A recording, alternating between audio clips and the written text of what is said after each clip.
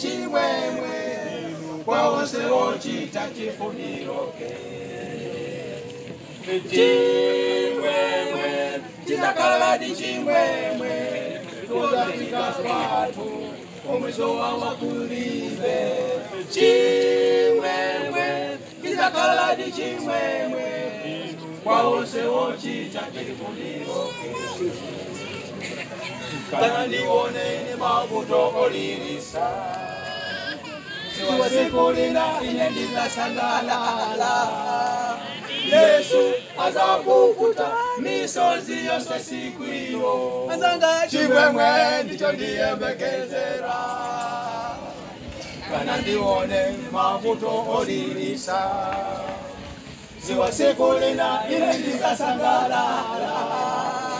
Yesu azapukuta misozi yose siku iyo mafumu chimwemwe ndicho ndiyembekezera chimwemwe chizakhala chimwemwe kozafika kwathu omwezo wawakulibe chimwemwe chizakhala chimwemwe inu kwa onse ochita chifuniro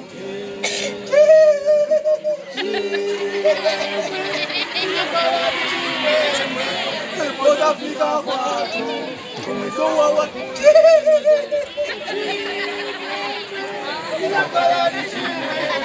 azanga wewe chifuniro